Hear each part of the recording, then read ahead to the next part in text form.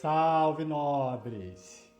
Estamos online, estamos ao vivo para mais uma live profana.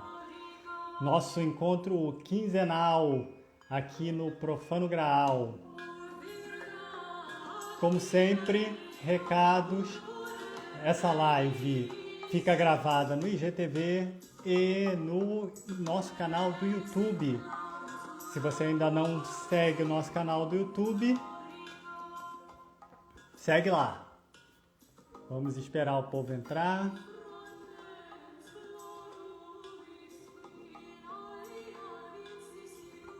E hoje nós temos uma live um pouco diferente, porque ao mesmo tempo é uma live com convidados, mas é uma live caseira, com toda a enorme equipe do Profano Graal, para a gente falar sobre uma figura que é importante na história da cerveja e que ao mesmo tempo é muito pouco conhecida, que é a Santa Hildegard von Bingen, cujo dia se comemora amanhã. Amanhã a gente comemora o dia de Hildegard von Bingen, então vamos bater um papo hoje sobre ela. Vou logo chamar a convidada, entre aspas. Só um momento.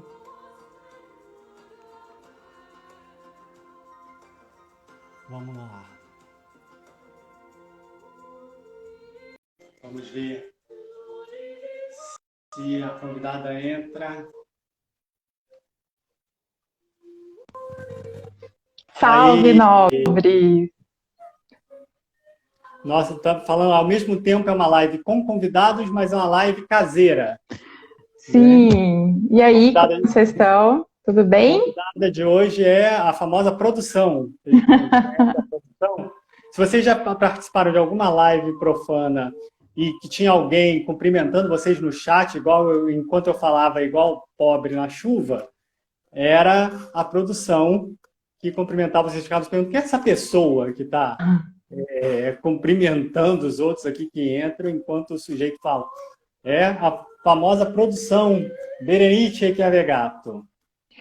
Buonasera! E aí, tudo bem, gente? Como é que vocês estão? Todo mundo bonzinho nessa noite de quinta? Prontos para a gente conversar sobre essa mulher incrível? Ei, Marcelo! Faz uma breve apresentação aí. Quem é você no rolê medieval? Ah, sim, rolê medieval é uma longa história, mas eu sou Berenice Chiavegato, ou Bere Chiavegato, como é mais comum de me conhecerem. E eu sou bióloga de formação, fui professora por mais de 10 anos e atualmente eu estou aqui, né, na Itália, vivendo essa nova aventura louca.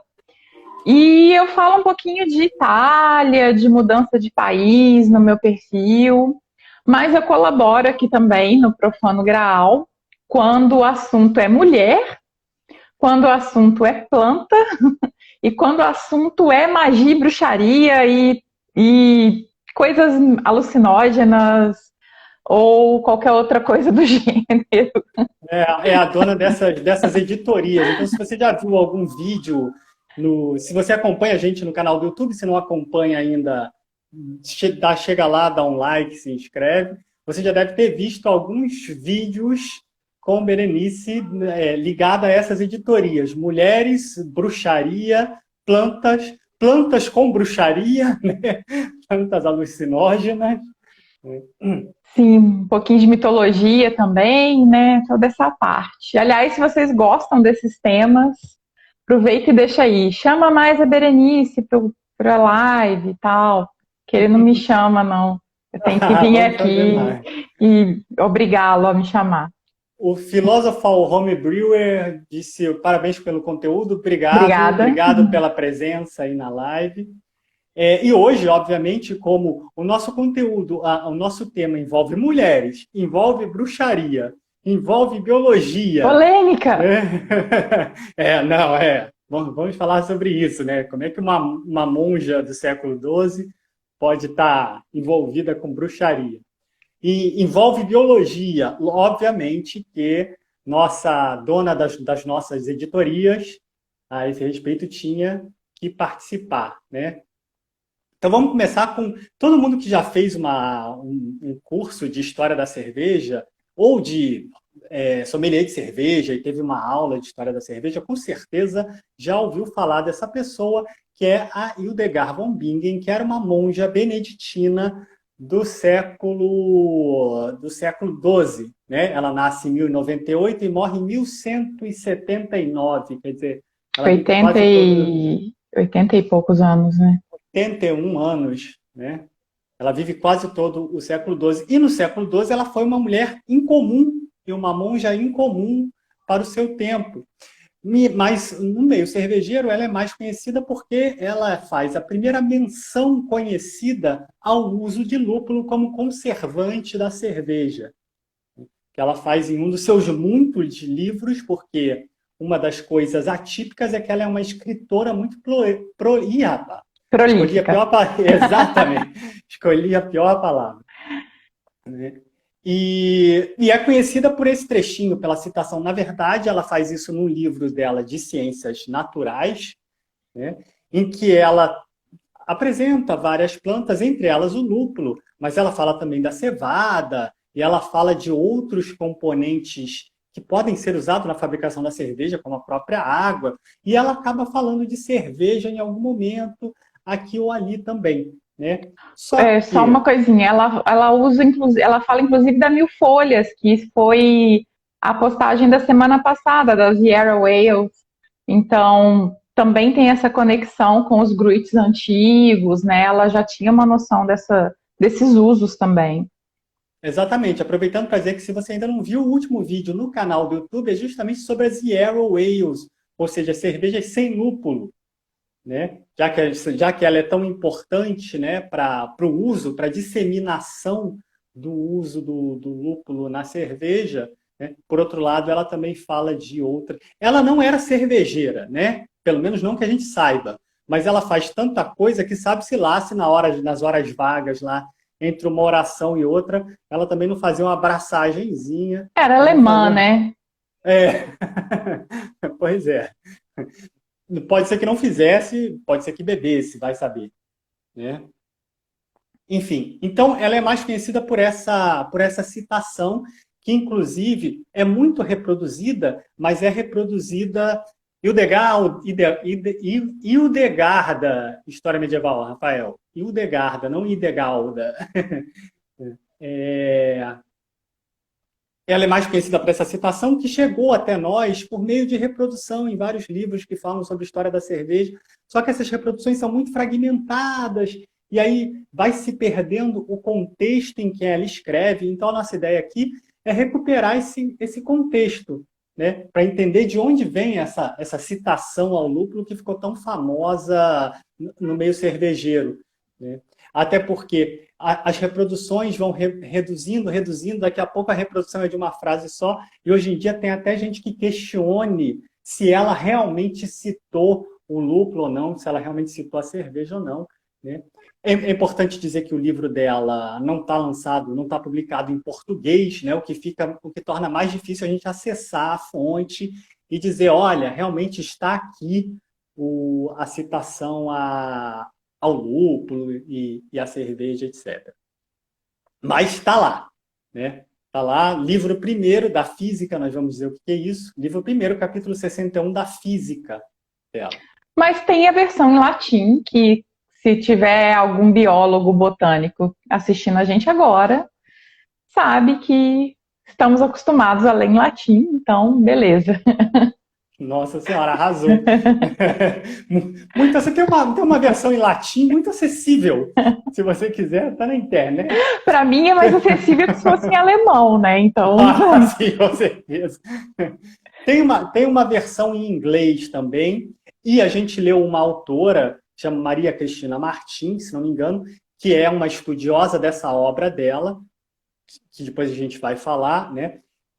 E que esse grupo dessa autora está traduzindo, está preparando uma edição bilíngue em português e latim, né? Bilíngue português e latim, dessa obra da Hildegard von Bingen. Sabe-se lá Deus para quando, porque, né? Essas coisas demoram mesmo, Mas aí, a partir de então, a gente vai poder ter um acesso maior e matar essa dúvida, o que, afinal de contas, ela falou, o que foi telefone sem fio, que as pessoas foram reproduzindo e foi aumentando, né?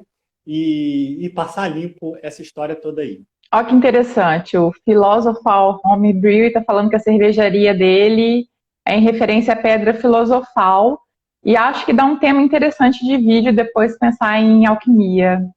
Ah, tem mais uma integrante da família que resolveu aparecer hoje. Vai fazer o que não deve ali. Mas cerveja é bruxaria, alquimia, purinha, purinha. Podemos falar. Homebrewer, depois diz pra gente onde é que fica a sua cervejaria, né? Pra gente também falar um pouco. Enfim, acho que a gente pode começar falando justamente dessa principal obra dela, né? Que é a obra dela sobre ciências naturais, né? Que é o nome é grande, né? Tem que achar o nome aqui certinho. Você tem o nome aí? À mão? Tá na Física ou Livro de Medicina Simples. Sim, essa é uma parte, né? Na verdade, Sim. o pior é que eu anoto essas coisas e na hora que eu quero, eu não acho, né? O livro, cadê? O livro se chama Livro das Propriedades das Várias Criaturas da Natureza. No século XII, minha banda fala muito sobre alquimia e eu acabei trazendo o tema. Quer dizer, além de cervejeiro, você também é músico, também tem uma banda, Philosopher Homebrewer. Então, Livro das Propriedades das Várias Criaturas da Natureza, escrito entre 1151 e 1158.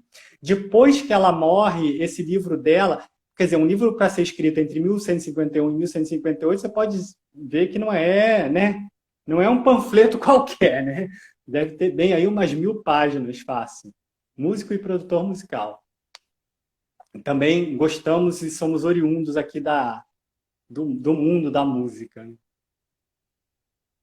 E depois, diga lá. É que eu acho que a gente podia falar um pouquinho do contexto em que esse livro foi escrito e um pouquinho, de repente, da vida dela para entender por que é tão importante uma mulher falando sobre ciência dentro de um convento no século XII, né? E a primeira coisa, acho que vale a gente comentar que tem o filme dela, para quem quiser uma coisa um pouco mais romanceada, né? Assim, quem não gosta de ler, tem um filme, né? Essa velha história. Então, o filme tá todinho no YouTube com legenda. Ele é um filme alemão, mas tem todo com legenda. Acho que vale conhecer. A ambientação tá bem legal, então é interessante de... O filme chama Visions. Visions. Isso. E de que ano que é, você sabe? Eu vi, não gravei, mas é já antiguinho, não sei se é 2008 ou 2012. É isso, eu vi aqui, achei aqui, é 2009. 2009. Então já é um filme que já está um pouquinho antigo, mas assim, para quem se interessa pelo assunto e pela ambientação medieval, acho que vale a pena dar uma olhada, que os mosteiros estão muito bem feitos, é interessante. Por que é interessante a gente pensar no contexto? A gente está falando de uma época em que as mulheres elas não sabiam nem ler, assim, bom, boa parte da população não sabia nem ler e escrever, mas principalmente as mulheres. Para uma mulher ela ter acesso a conhecimento científico, e aqui vamos pensar em ciência que era feita naquela época, que é diferente de hoje em dia, o único acesso que ela tinha era entrando num convento, né? E o único acesso que ela tinha a letras, no fim das contas, era indo para o convento, era tendo uma vida monástica, uma vida religiosa. Então, assim, em muitos casos, era muito melhor para a mulher ser freira do que casar, sendo bem sincero. Porque se ela fosse casada, ela ia passar da propriedade dos pais para a propriedade do marido. Eu nem sei porque eu estou fazendo aspas, porque acho que nem, né, para a propriedade do marido.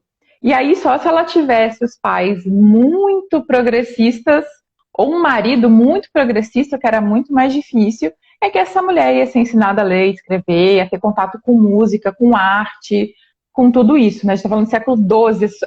Ela nasceu antes das cruzadas, gente. Então, assim, estamos falando de um período muito, muito, muito antigo mesmo. Então, era uma vantagem. Assim, sinceramente, se eu vivesse naquela época, eu acho que eu ia preferir ir para o convento do que, sei lá, ter um marido nesse ponto. E, então é isso, ela entrou no convento muito cedo, ela entrou no convento com 8 anos de idade, então na verdade essa é a única vida que ela conheceu, mas com isso ela foi alfabetizada muito cedo, para a época. E ela teve então contato com, e era um convento misto que ela foi criada, então ela teve contato com obras que eram inclusive proibidas para as mulheres. Se ela tivesse naquele momento num convento só de mulheres, ela não teria tido acesso a muitas coisas que ela leu.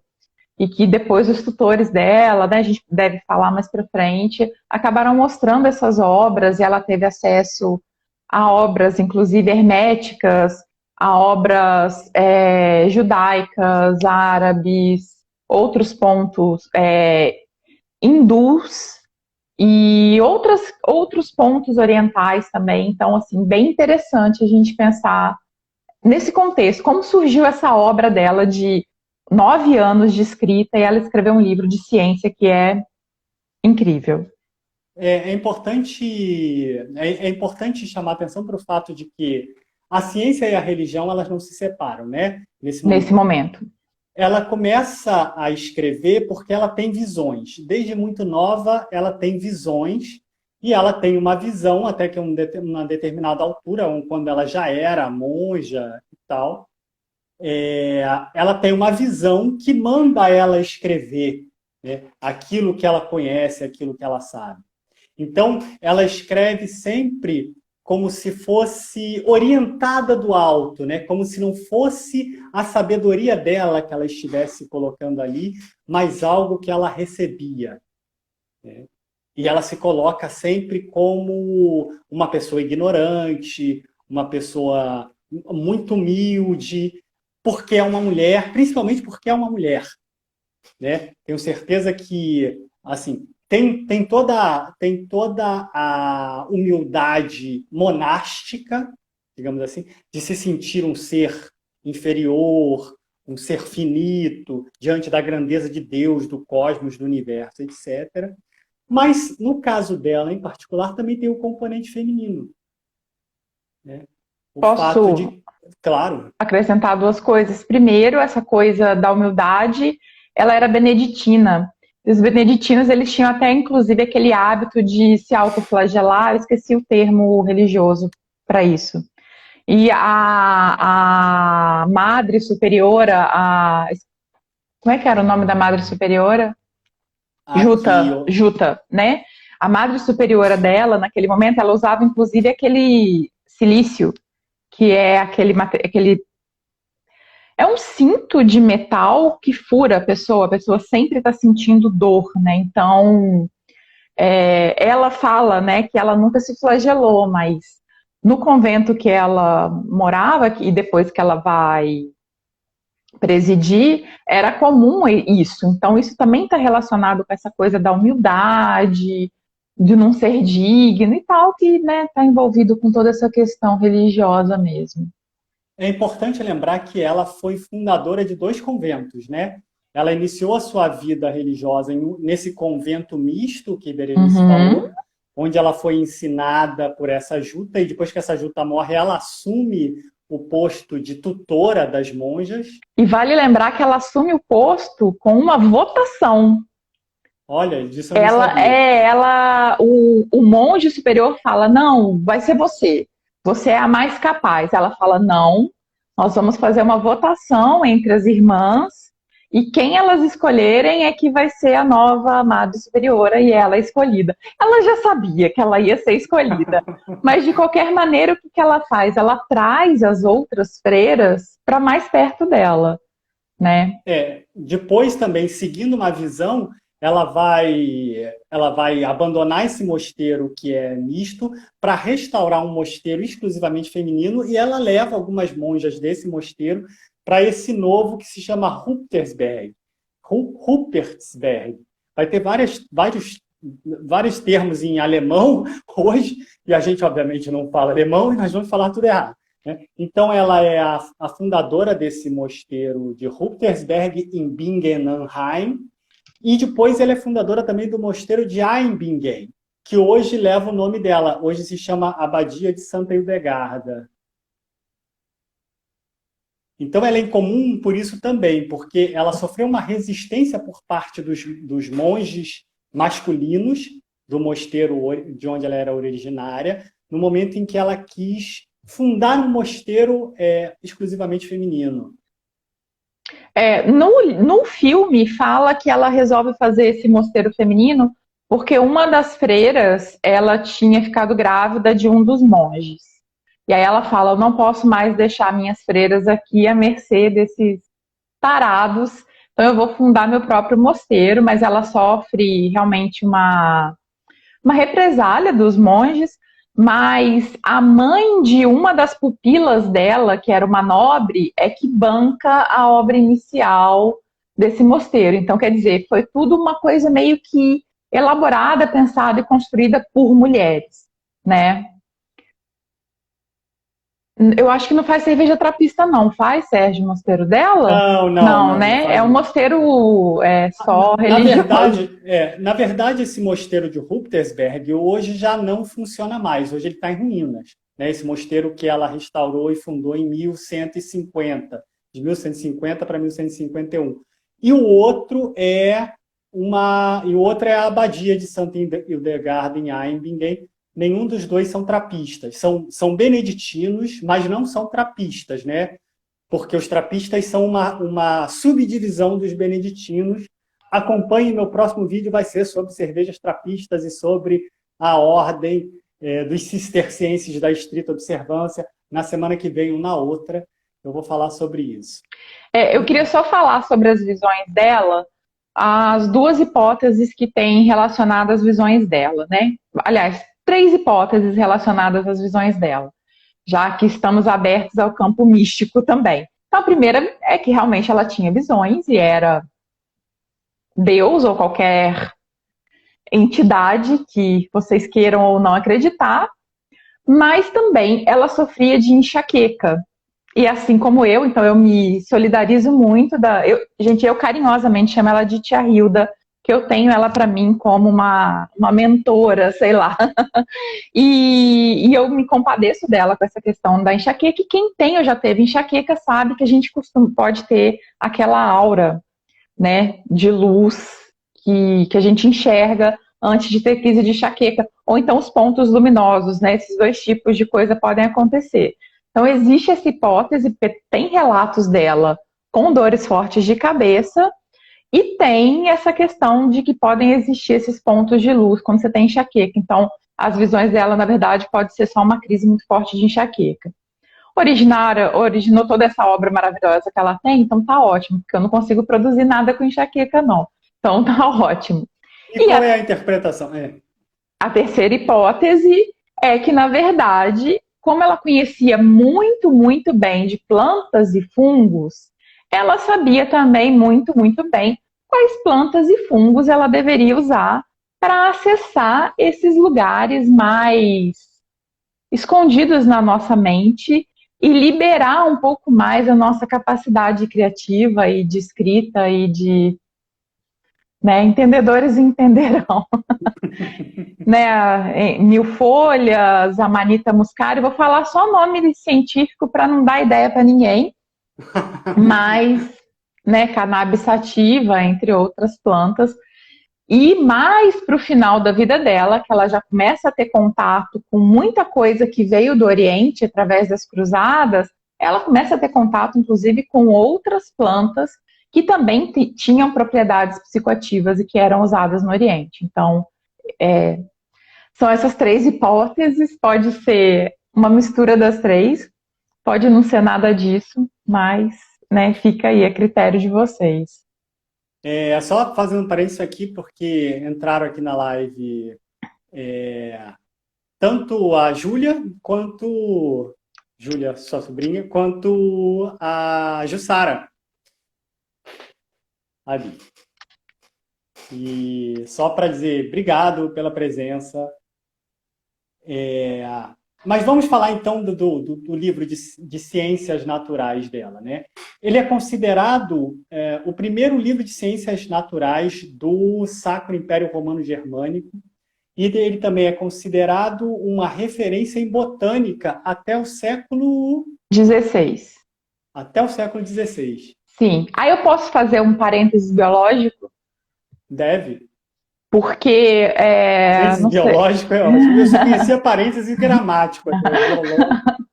é, porque o que que acontece? No século XVIII, a gente tem a grande virada é, da sistemática, né, da taxonomia, que é dar nome para planta e para bicho, falando numa linguagem um pouco mais comum, e que é o Linneu. Quem sabe um pouquinho de biologia sabe quem é o Linneu, e ele que cria essa ideia de que a gente tem dois nomezinhos, né? Então, o Que nome não é o da científico grande família, né? não é o da grande família, que a gente usa dois nomezinhos, né? Então, por exemplo, como vamos usar de novo o exemplo da cannabis sativa, né? Tem cannabis, que é um nome, e sativa é o segundo nome. Ele inventou essa ideia de dar dois nomes, porque antes, para cada planta e para cada bicho, era uma descrição, era um parágrafo. Então, tinha o nome popular, e aí o nome popular em cada lugar, em cada cidade, cada lugar do mundo é diferente, e você tinha descrições. Então, o livro dela ele foi base para estudo de botânica e também de zoologia até o século XVI, porque depois disso mudou o paradigma de como a gente analisa planta e bicho. É só por isso, né? Então, é só para contextualizar mesmo o que estava acontecendo na ciência no momento. Dá um salve aqui também pro Felipe Silva, disse que também está por aqui. Brigadão pela presença aí. E Bem-vindo, a, Felipe. e a Fer A Caravelli, Fê? Ei, sim, Fê! que também está por aí. E aí, aí a gente pode pensar que ela escreve um tratado de botânica moderna, mas não é isso, né? Quais são as características, então, que diferenciam esse, vamos chamar assim, de um tratado de botânica medieval, digamos assim, de uma ciência moderna? Bom, como eu falei, então não tinha essa ideia do nome científico, então se usava o nome popular.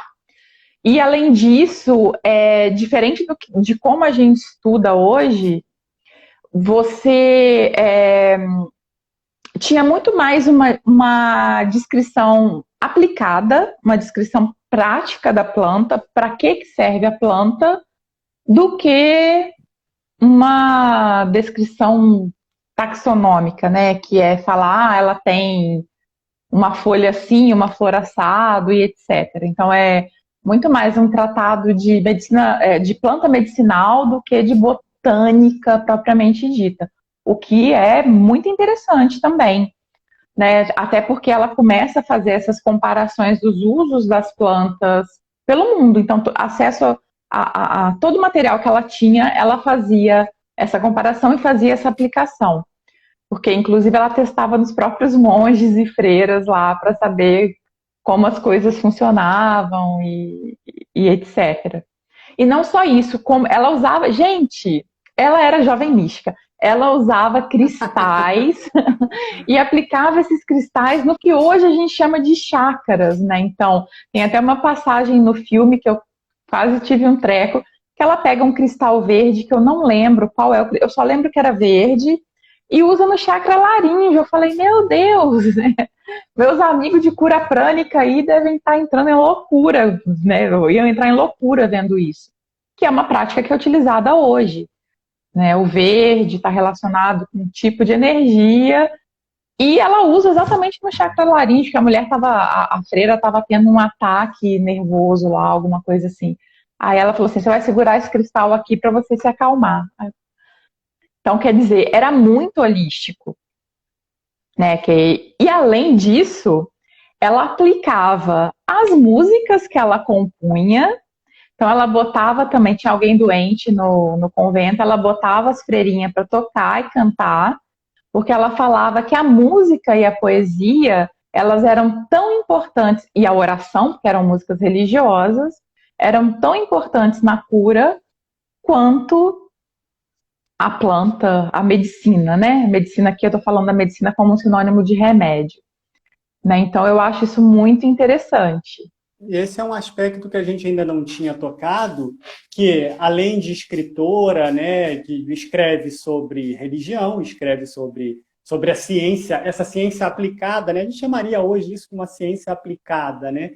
Ela também era compositora e compôs várias obras em canto gregoriano, né? Inclusive eu abri a live com uma das obras dela porque tem regravações modernas das composições dela, com arranjos modernos, assim como tem gravações em canto gregoriano também das composições dela, né? Então, ela tinha também esse aspecto. E uma das grandes façanhas dela é ser a única mulher do medievo que teve o seu nome registrado como compositora, né? E ela era a única mulher também, né, nesse período, que podia professar a religião, que seria tipo rezar a missa, né? Então ela era a única mulher que podia fazer isso. Nenhuma outra freira, nem madre superior era autorizada a propagar a palavra de Deus além dela. E aí tem um outro aspecto interessante, porque nesse ato de pregar, né, na pregação dela, é um ato político também, não só pelo fato dela ser mulher, mas porque ela falava muito contra as heresias na época, né? E também falava sobre os desmandos do clero, né? Ela tinha uma pregação também política, mas sempre visando restaurar a ortodoxia e preservar a ortodoxia da religião, né? Então, os desmandos do clero e as heresias, elas iam contra a ortodoxia da religião. A preocupação dela era manter esse cânone, manter a ortodoxia. Aí eu acho que vale a gente lembrar sempre, porque eu gosto sempre de lembrar isso. Não sei se a história medieval está ainda aí, mas não apesar dela até ter chegado um pouquinho no começo ali da Inquisição, não existia fogueira de Inquisição, né, nessa época, no medievo, a caça às bruxas não foi nesse momento. E o uso de planta medicinal, de esse tipo de medicina e tudo isso, não era considerado nesse momento uma prática herege, uma prática de bruxa. Essa palavra bruxa, ela nem existia, nem era usada nesse momento. Então existia uma interação e uma conexão muito maior entre o místico, o religioso, e aqui eu estou separando propositalmente o místico do religioso, e a ciência. Era tudo uma coisa só, né? Acho que é sempre bom a gente bater na tecla de que a caça às bruxas não foi na Idade Média. Eu gosto de... O filósofo Homebrewer faz se brincar, tem referências dessa monja no Caibalion. Caibalion. Você conhece? Eu conheço. Então, já que ele puxou isso, eu acho que a gente pode falar que talvez por ela ser mulher, a obra dela ela ficou meio escondida, meio na periferia durante muito tempo, né? Teve uma retomada da obra dela no final do século XVIII, não é isso, Sérgio? Que veio essa história do lúpulo e tudo mais. Sim. E, inclusive, ela só foi canonizada, ela só teve o reconhecimento como santa pelo Papa Bento XVI, pelo Ratzinger, em 2012. Então, com esse aspecto político, esse aspecto científico dela, criaram uma certa barreira dentro da própria Igreja Católica de divulgação da obra dela. Então, talvez não tenha especificamente, mas talvez no Caibalion tenha as mesmas fontes que ela usou, né? Assim. Isso é interessante, né? Isso, quer dizer, é interessante, pelo menos o historiador gosta muito disso. Ela teve um reconhecimento no momento em que, no momento dela, né, pelos contemporâneos, né, ela foi autorizada a pregar, etc. Mas depois a obra dela dá uma sumida, né? A obra dela meio que desaparece e só é reencontrada em fragmentos lá por volta do século XVIII, XIX. O que a gente tem hoje da obra dela parece que é da obra de botânica, né?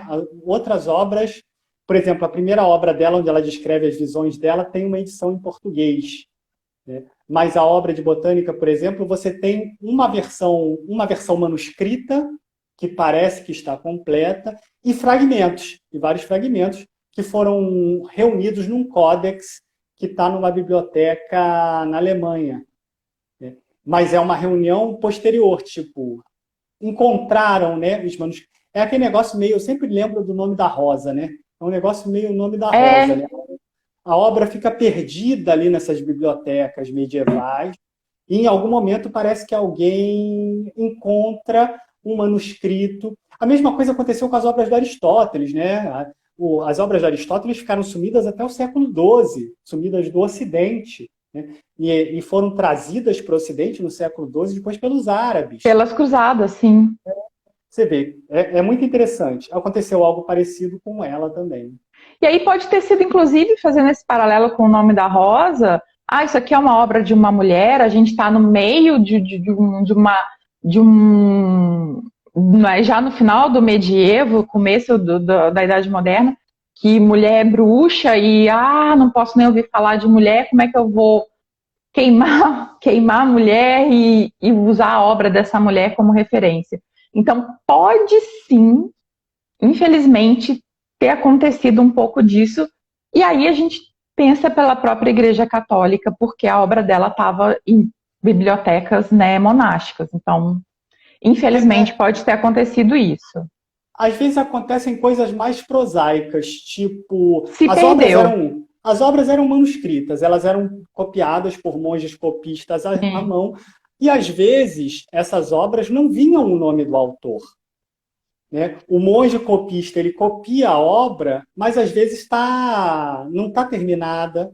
Às vezes ele não pôs o nome do, às vezes ele está copiando de outra obra que ele já não sabe quem é o autor. Ele está ali só copiando. Então essas coisas se perdem, são informações que se perdem, né? Isso é muito interessante de ver no trabalho do historiador, né? Como é que não é porque tem um livro na biblioteca que você tem toda a informação ali, né? sim. O livro tem uma história. Você imagina como é que um livro do século XII chega até nós no século XXI? Por quantas vicissitudes essa obra não passou, né? Diz o filósofo Hornby, era a Xerox da Xerox, era por aí. E às vezes a Xerox era mal feita, a Xerox era É, incompleta. E se perde o nome do autor. Aí, muito tempo depois, algum estudioso, às vezes um estudioso da obra dela ou da obra daquele autor em específico, encontra o manuscrito e fala, peraí, esse manuscrito aqui, eu já vi uma cópia dele em outro mosteiro. E sim, naquela cópia do outro mosteiro tinha o nome. Então eu acho que sim. isso aqui entendeu? É um quebra-cabeça que você tem que montar. A Rafa falou que às vezes ele nem queria estar ali copiando Era uma forma de meditação também, né? A cópia, a cópia. né? E era Mas arte também, né? Você pega um sim, manuscrito medieval, aquilo é uma arte. As iluminuras, aquelas letras capitulares, todas coloridas. mas às vezes, assim, e como é humano, né, diferente do Xerox, o erro pode ser maior, né? Então pode ter várias coisas acontecendo. Mas acho que a gente pode retomar, já que a gente falou um pouquinho disso, a questão da política. Porque tem duas figuras muito importantes na vida dela, que na verdade ela só foi quem ela é por causa dessas duas figuras, que foi o Bernardo de Claraval, para quem não conhece, é o São Bernardo, não o cachorro, infelizmente, mas o santo católico, que foi um dos grandes patrocinadores das cruzadas, e o Frederico Barba Ruiva, que foi o Frederico I do Sacro Império romano-germânico, que também foi um dos caras que foi para a cruzada. Eu não lembro se foi a segunda ou a terceira, Sérgio. Aí eu Que não é esqueci um pirata, né? que não é um pirata, apesar de Com barba esse ruiva. nome. O Bernardo de Claraval foi muito importante, porque quando ela começou a ter as primeiras visões, aliás, quando ela teve essa visão que dizia que ela tinha que escrever o livro, ela foi ameaçada de heresia, porque ela era uma mulher, e uma mulher não poderia saber os segredos divinos, enquanto homens não sabiam, né? Enquanto monges não sabiam. Então, o Papa mandou uma comissão para investigar essas visões dela, e essa comissão não foi muito favorável. Aí ela escreveu uma carta, uma outra visão, falou que ela deveria escrever a carta para o Bernardo de Claraval, que é o São Bernardo, que na época ele ainda não era santo, e ficou esquisito, né? Na época ele não era santo. Nunca foi. Nunca foi santo. Na época ele ainda não tinha sido canonizado, isso que eu quis dizer. E o Bernardo, que também era muito iluminado, também tinha um contato com o divino, ele mandou os caras lá para as cruzadas também, por uma inspiração divina e tal. Ele intervém, né, na história dela com o Papa e acaba que ele libera que ela escreva, e depois ele ajuda também a liberar a construção do mosteiro e tudo isso. Então, ele acabou sendo um intermediário importante na vida dela, entre ela e o Papa. E foi ele que apresentou o Frederico I para ela. E eles, sim, aí no filme mostra que eles se deram muito bem, mas a gente não sabe o quanto é romantizado isso, né? Mas foi o Frederico que deu os livros orientais para ela. Então, porque parece que ela lia em grego, ela não lia só em latim.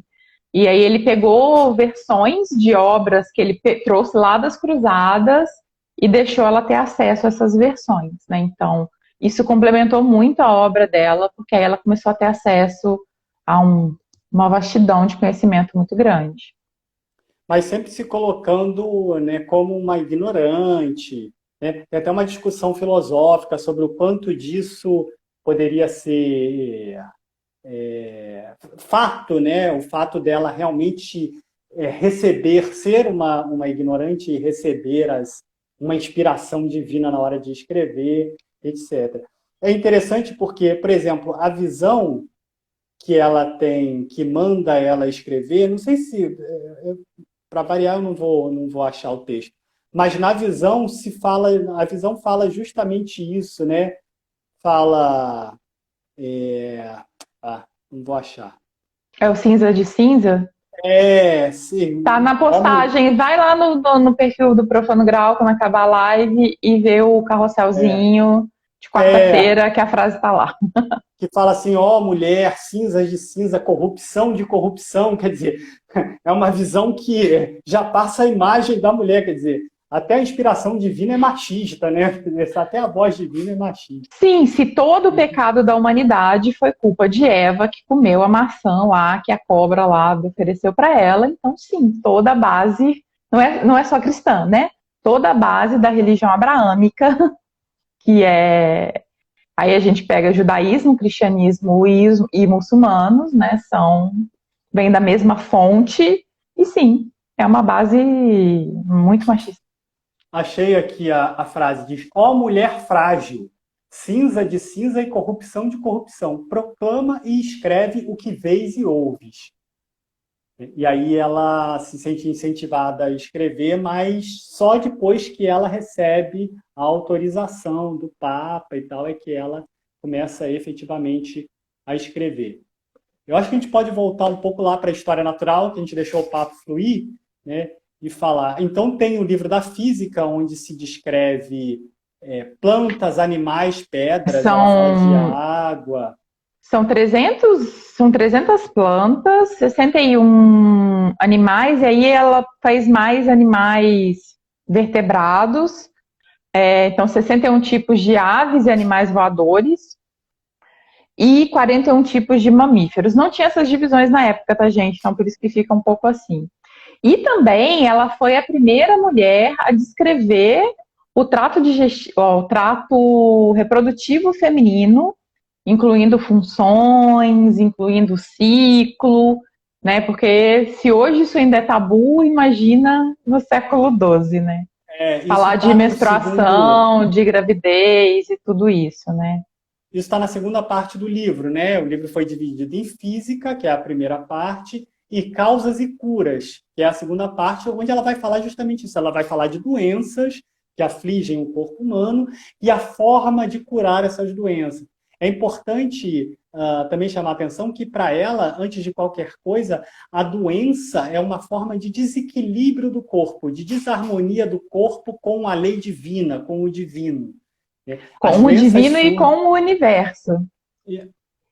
As doenças surgem da desarmonia entre o sujeito, o homem, o divino e o universo. Então, tem sempre esse fundo místico na ciência dela. Mas isso não impede que ela descreva fisiologicamente, né, as doenças e a forma de tratá-las. Sim. Tem até aqui Diga, o trecho do artigo que Albirra Capitale. a Stefano. Salve, Stefano. Oi, você deu uma Tem, travada, né?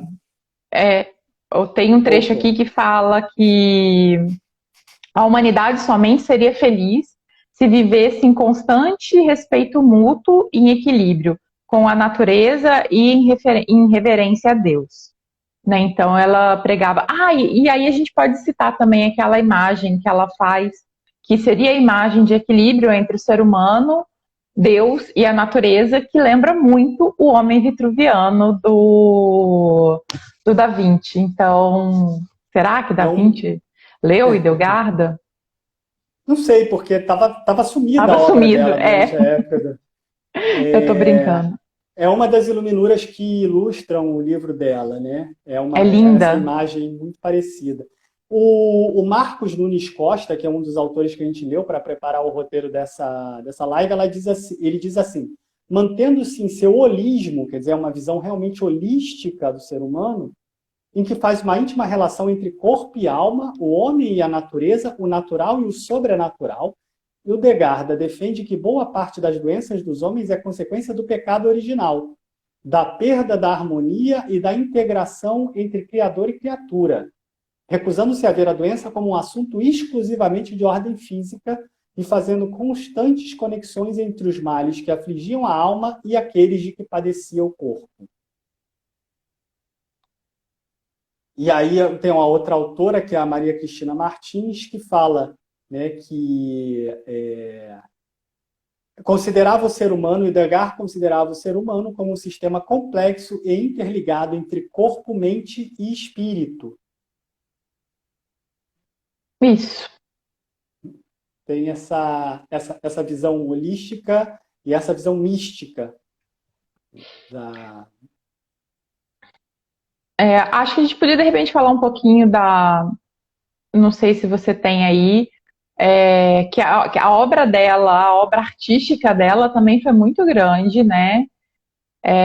Eu não anotei, mas são muitas músicas, muitas poesias, então Sim, também é interessante.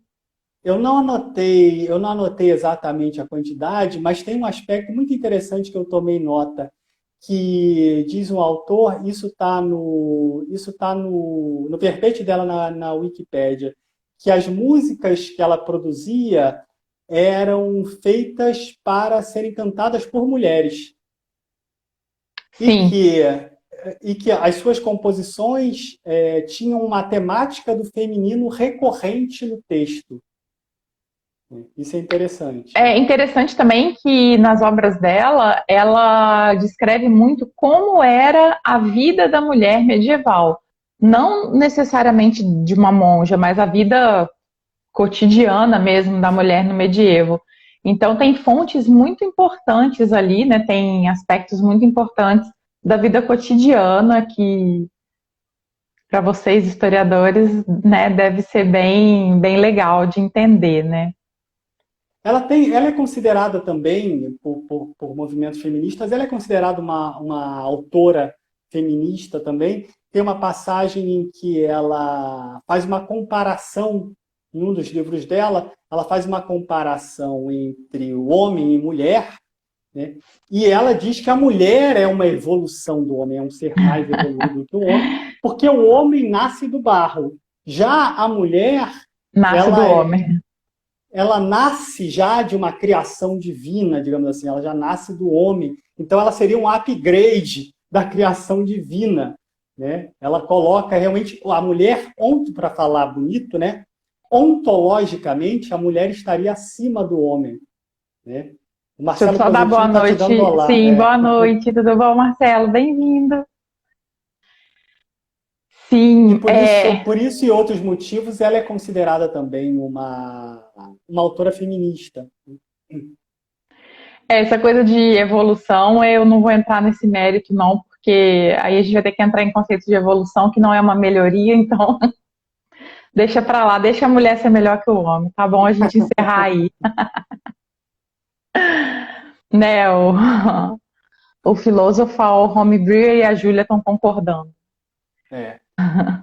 Brincando, a gente já está. Faltam 9 minutos, a gente já Tem passou 50. perguntas? O pessoal deixou perguntas? O pessoal não deixou perguntas, porque infelizmente, eu demorei a colocar a caixa de perguntas, eu ia colocar E uma você pergunta. colocou tua Hilda também.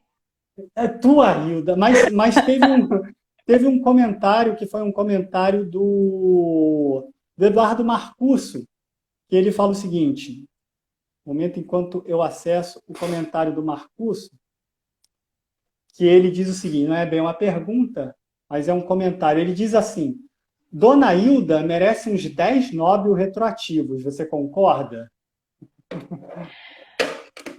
Eu não sei Nobel, porque, né, também não vamos entrar no mérito do prêmio, blá blá blá, mas sim, ela merece muito reconhecimento, porque eu acho que ela estava muito à frente do tempo dela, não só como mulher, né, mas como cientista, como uma pessoa.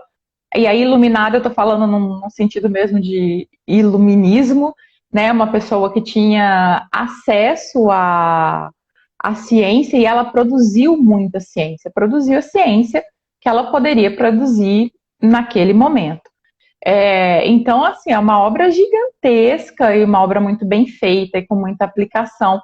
Pena que ela foi deixada um pouco de lado, porque eu acho que, de repente, o mundo ocidental ele teria progredido até um pouco mais rápido em termos científicos e principalmente de medicina se fosse um acesso maior à obra dela, né? É.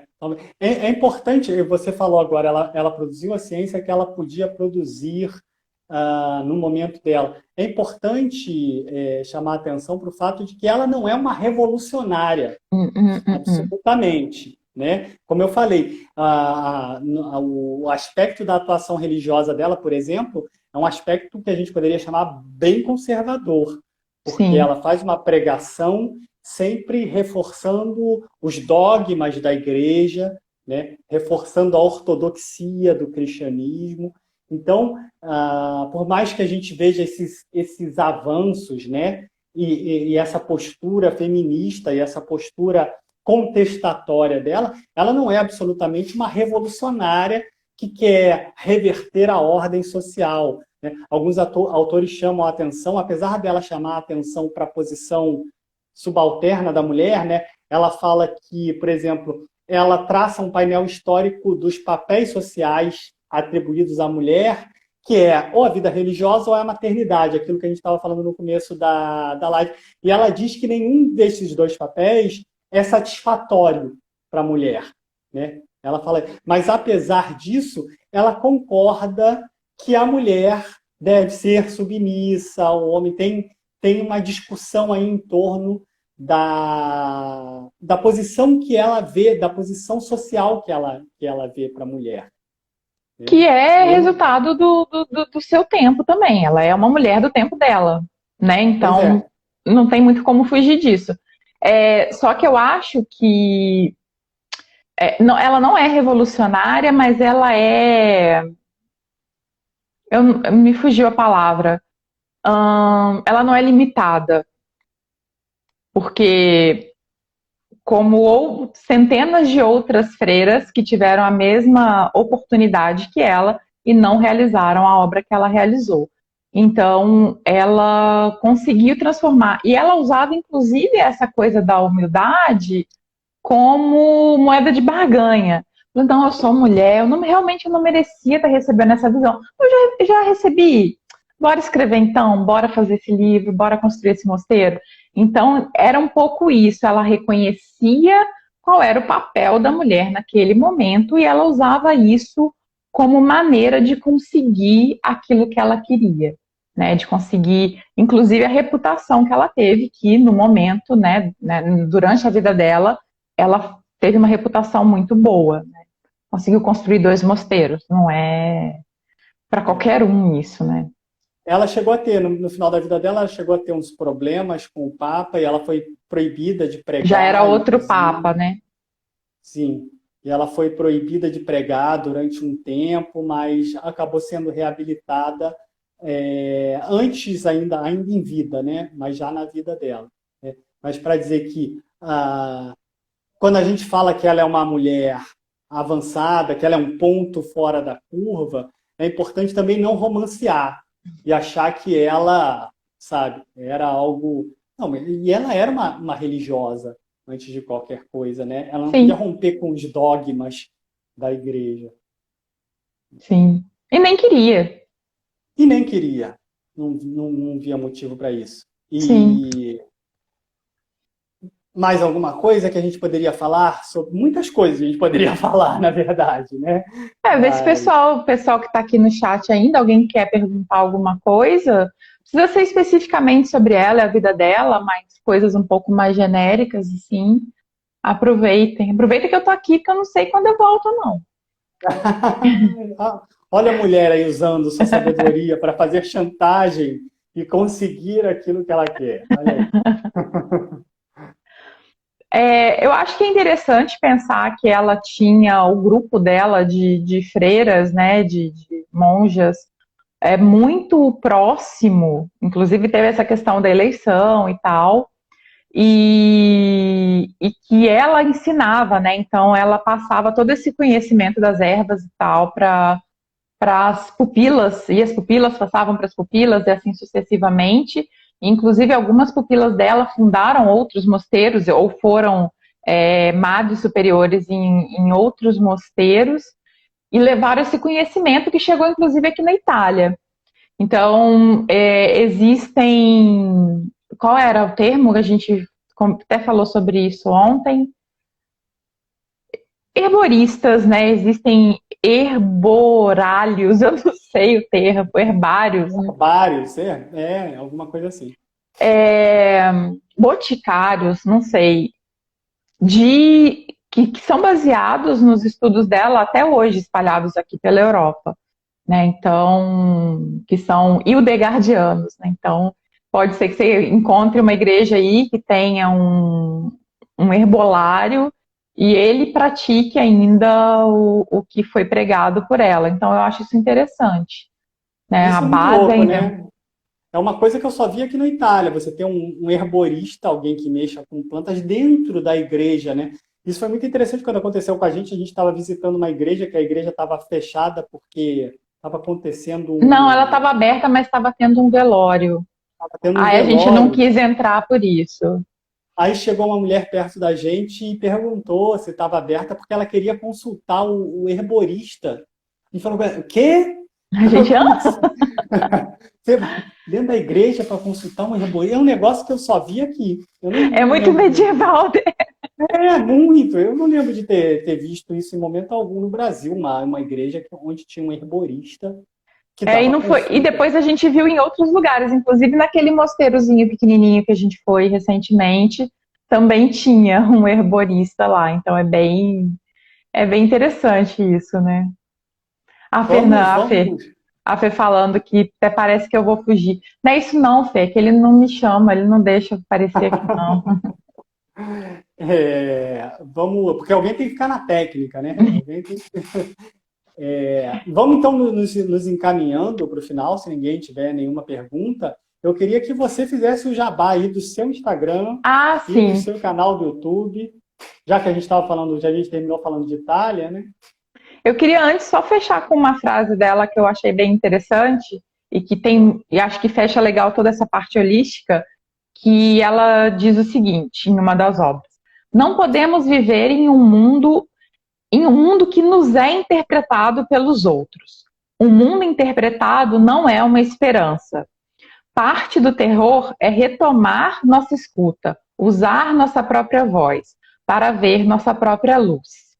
Então, isso tem muito a ver com autoconhecimento. Se tem alguém aí da cabala, do hermetismo, vai se identificar com essa frase. E eu acho interessante isso, porque eu acho que ela falava muito de autoconhecimento. Então, gostaria de terminar com ela. E, bom, eu sou Berekia Vegato, né? E no meu Instagram eu falo muito sobre vida na Itália. É aqui que eu mostro, né, nossos passeios, nossas peripécias por aí. E o meu foco também é falar em como fazer essa mudança de país, e aí a gente pode extrapolar da Itália para quem tem vontade. Então, né, vendendo meu peixe, estou disponível para fazer consultoria, tanto com quem tem vontade de sair do país, como para quem quer, né, descobrir suas origens italianas e fazer todo o processo de cidadania italiana e tudo isso. Então, tem bastante conteúdo lá, aí tem de tudo, né? Tem Instagram, tem blog, tem Facebook e tem canal no YouTube. Fiquem à vontade. Tudo Berekia Vegato. Tudo Berekia Vegato. Então, a Rosana entrando agora. Rosana, estamos Ô, terminando. Você entrou com Rosana, uma hora beijos. de atraso. Então, vamos voltar, terminar com a composição da tia Hilda para a gente fechar. Né? Procurem, tem no Spotify, né? Tem várias Coloca composições na dela playlist gravadas. do Profano.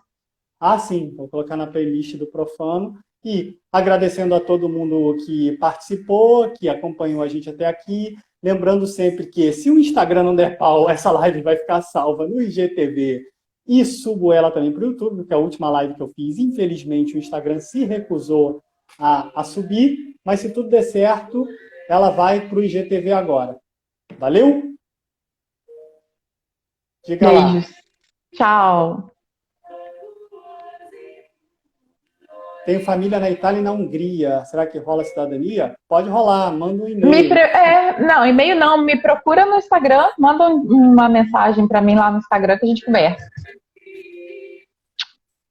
Valeu. Fiquem com tia Hilda. A gente pode conversar sobre os outros assuntos aí também, que eu vi que você gosta.